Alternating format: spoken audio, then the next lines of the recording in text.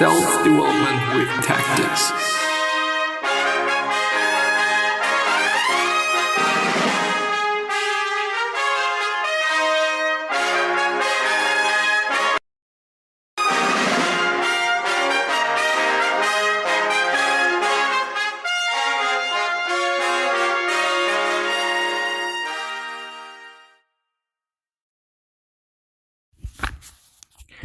So, this is probably going to be the third or the fourth. Well, I guess it's actually the fourth of Thus Spoke Zarathustra by Friedrich Nietzsche, and we are going to go ahead with the next section, or the next part of the summary, or analysis, or actually both.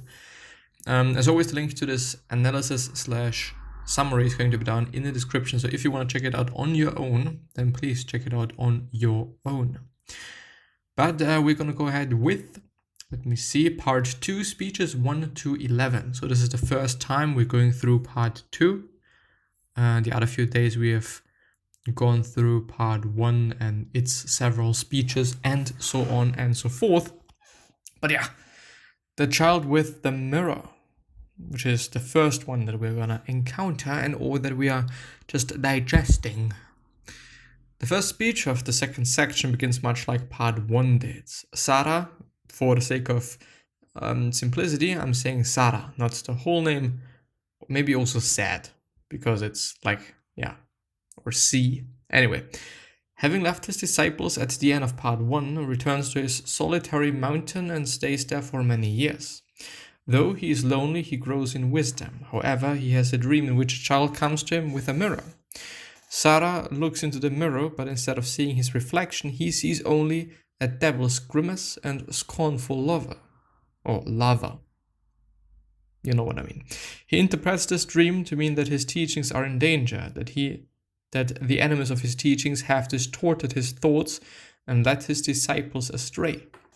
His disciples are not mirroring his teachings in a correct way, which means the overman will not become a reality. Sarah then begins to speak to the snake and to the eagle on a mountain. He has broken his self-imposed silence, but he feels that it is necessary. He begins to use descriptive imagery to describe his return. He compares himself to a lake pouring into the sea and a warrior preparing to go into battle. Into battle. He takes joy not only in the fact that he will be returning to his friends, but also in the fact that he must destroy his enemies. Sarah knows that his anger will reinvigorate his teachings, even though his disciples might even be afraid of him. Sarah then leaves the mountain to return to mankind to give a new kind of wisdom to his disciples. A wild wisdom. On the blessed isles, or isles, whatever. Sarah begins a new set of speeches, not in the gentle way he spoke in part 1, but in a harsh critique of the work that his disciples have tried to accomplish. Sarah reappears suddenly, comparing himself to a north wind that knocks down ripe figs from their tree. Sarah appears to his disciples during the fall season, but even with the beauty that surrounds them, he implores his disciples not to take joy in the beauty. Instead, he tells them to look forward to a future time, a time of the overman. Sarah must remind his disciples that his teachings are for the coming of the overman and are not compatible with the teachings of Christianity or teachings of God. His disciples, it seems, had fallen prey to these Christian teachings. They have attempted to make Sarah's teachings into hybrid teachings, incorporating a Christian version of the overman. Sarah strongly rebukes his disciples for this and tells them again that there is no God. It tells his disciples that if there were gods, how could I stand not to be a god? Therefore, there are no gods. Sarah teaches his disciples again about the power of envy. Sarah knows that if God exists, the rivalry between his teaching of the overman and teachings of God would be unbearable. Instead, Sarah can see the future of his teaching. Therefore, God must not exist. For Sarah, death is a better state of being than the possibility of unfulfilled accomplishment. In this teaching, Sarah again demonstrates the usefulness of envy. To finish this speech, Sarah claims it has been the poets of the age that have created God or gods and that poets lie too much. Instead, Zara compels his disciples to take glory in their death, not in their everlasting life. This is the kind of poetry he muses that will help to create the overman in this life. This is the kind of poetry Zara himself seeks to create. On the pitying. In this speech, Sad addresses those that think he has become too proud. Z tells us, I could actually also say he. He tells his disciples that this kind of pride is appropriate for a knower like him. Yes. Quote unquote knower, by the way. A person who does not know must compare himself to a person who does, but a person who is a knower can only seek to transform himself ultimately into the overman. This speech hints that the enemies of Zara have made his disciples believe that they are foolish for thinking of themselves too highly. Zara says this is not so. It is better to do evil than to think small. He says Zara's enemies think small, but his disciples must become knowers. Only then will they become the overman. The point of Zara's speech is this: a person should not take pity on or identify himself with mankind. The only way to become the overman is to harden one's heart towards pity for mankind. Instead, one should show people the way to become knowers of the way of the overman.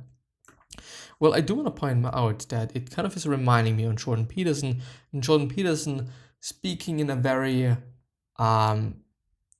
I don't want to say motivating. Motivating is the wrong word here, but it is empowering. Empowering to see oneself as something greater.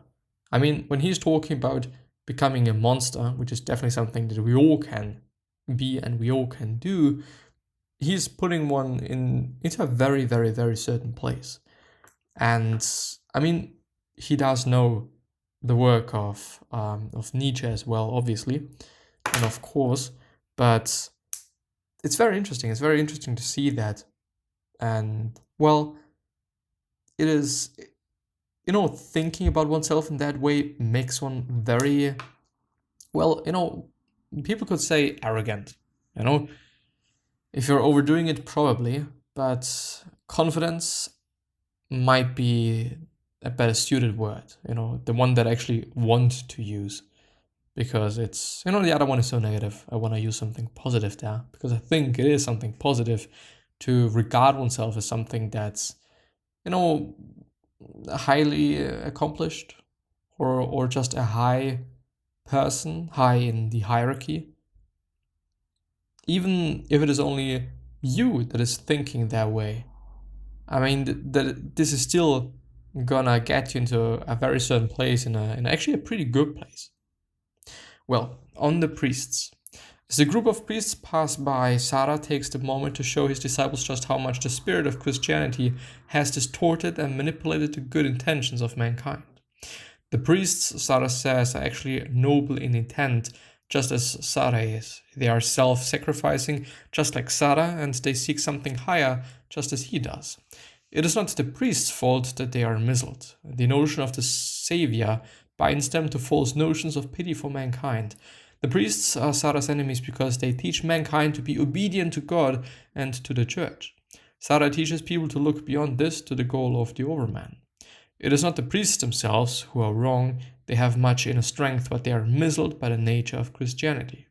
Christianity makes them doubt what they think, putting emphasis on their hearts and on giving pity towards mankind. Christianity makes people believe that they cannot overcome themselves. They need the help of an outside God. Zara teaches that one must become the overman by having a hard heart, and envy towards those who are better. Christianity, Zara says, is for those with a sultry heart and a cold head, which are qualities not to be found in one of his disciples. And even though I'm Catholic myself, I do want to say that it just definitely makes sense what he's saying, and it is definitely something to think about and something to keep in mind. And yeah, on the virtues, Zara now addresses his disciples a disappointing behavior during his absence. Zara mocks his disciples for thinking that he deserves something for being virtuous in his absence. Zara says that there is no reward for being virtuous. Not even virtue is its own reward. He tells them that their virtue should simply be a part of their being, not a series of acts done to gain some kind of reward. Zara is attempting to awaken envy in his disciples by treating them like children who do not understand. Though he explained in a previous speech that his disciples should be proud if they have knowledge that others do not, he now reapproaches the pride that causes them to seek a wrong path on the way to the overman.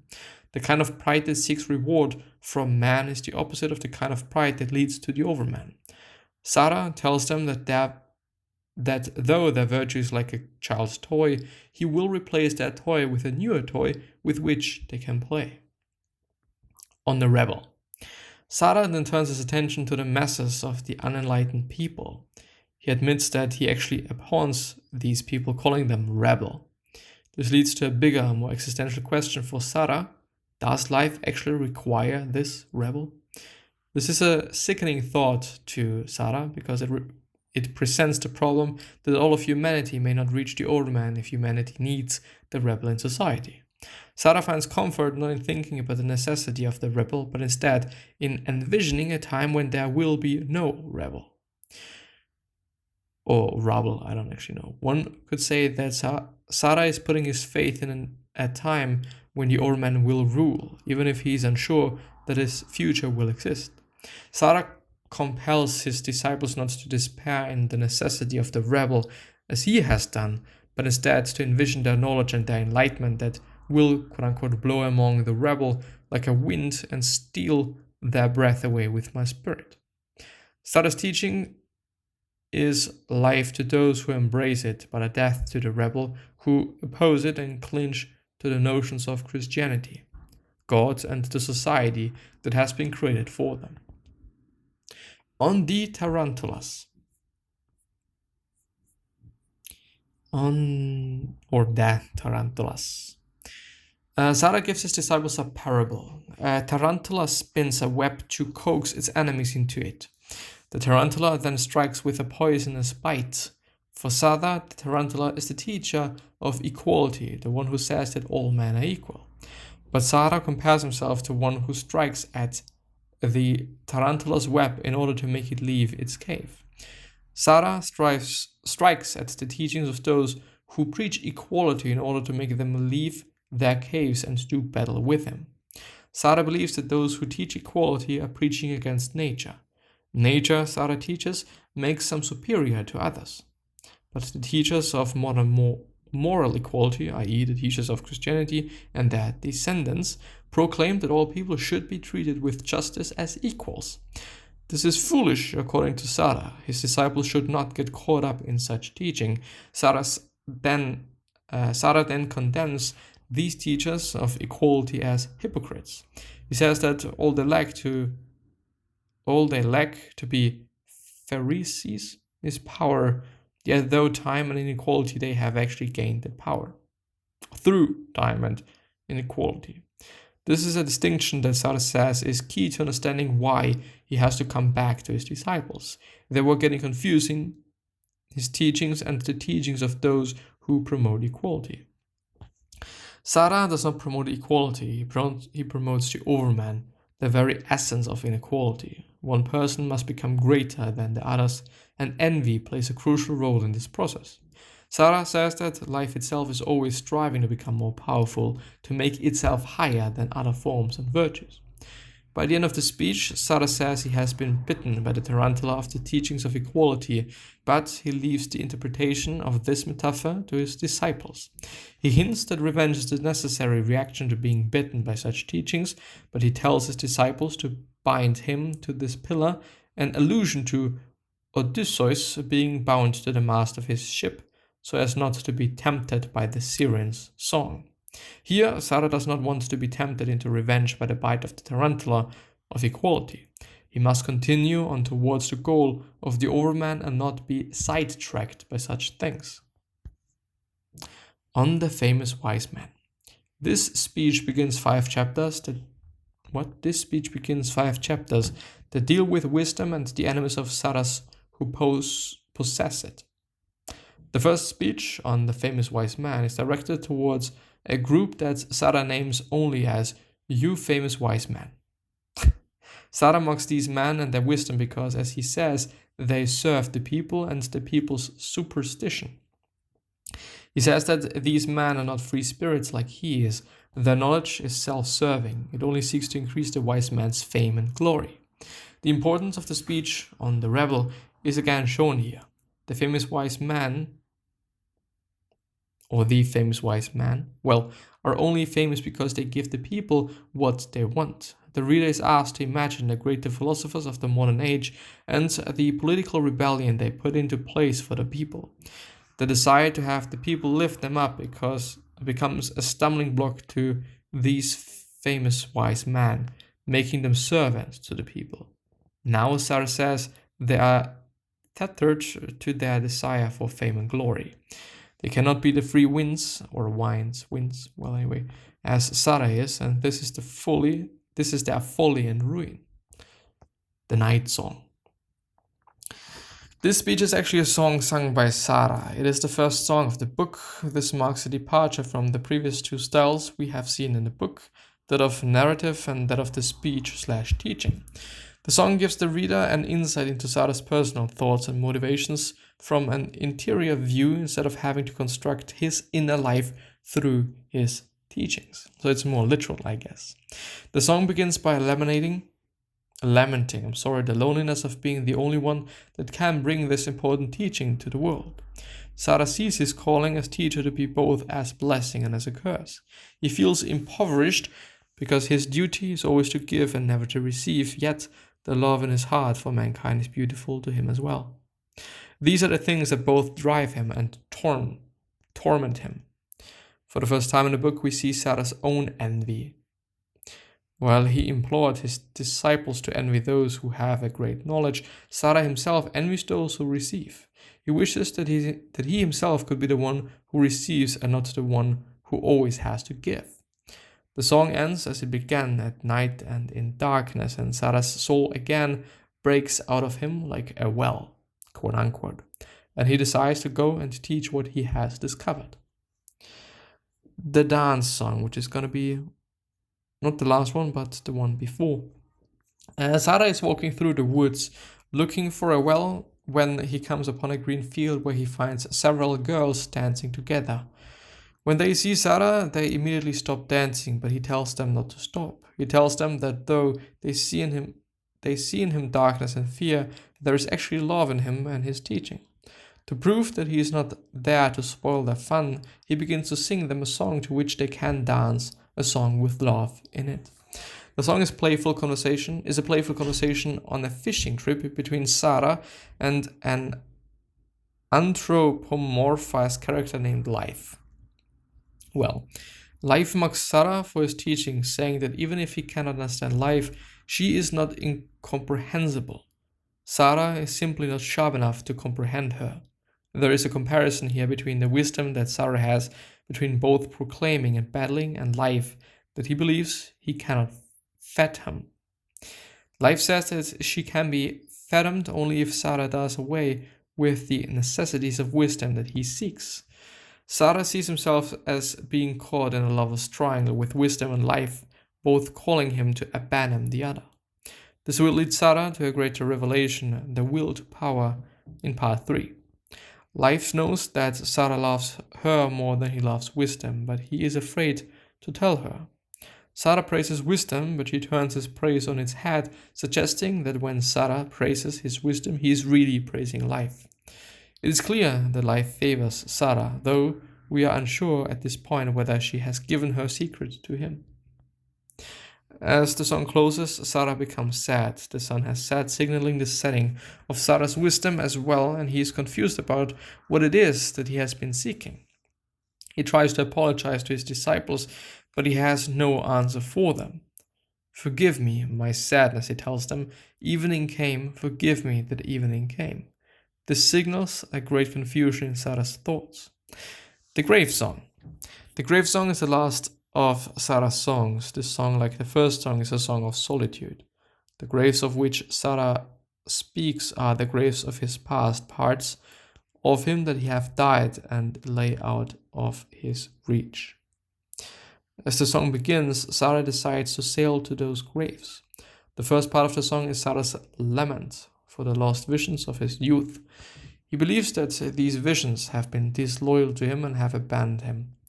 He then realizes that in actuality they have been murdered by his enemies. His youth visions experienced the death that was meant for him. The second part of the song is a curse on his enemies. Sarah condemns his enemies for stealing and killing his vision of eternity and the overman. He recounts all of the things he used to believe, explaining how all these ideas have been murdered. Though he realizes that he is no longer able to dance beyond all heavens, quote unquote, he resolves to dance again and resurrect his hope. Or resurrect. The final part of the song is Sarah's resolution to regain those visions. Even though they have been taken from him by his enemies, he decides that he will no longer despair. Instead, through sheer force of will, he will regain those visions. Sarah realizes that there is something invulnerable, unburiable in me. Something that explodes boulders. It is called my will. This song is an important turning point for Zarathustra. In it, the reader learns about his past before his first period of solitude. The reader learns that Sarah once had youthful vision, but they were killed in him by the teachings of Christianity and modern society. Though those visions no longer exist, Sarah has made an important discovery: his will to power. What this will to power is and what it means will be explored throughout the rest of the book. And I do gotta have to say, I don't know how much I would get out of the book by actually reading it instead of the summary or analysis, which I'm actually very grateful for having. But yeah, I think it is an amazing book, and it's a really good story. It really is an interesting story, I think. Well, yeah. Gonna see you the next time. See you. Bye-bye.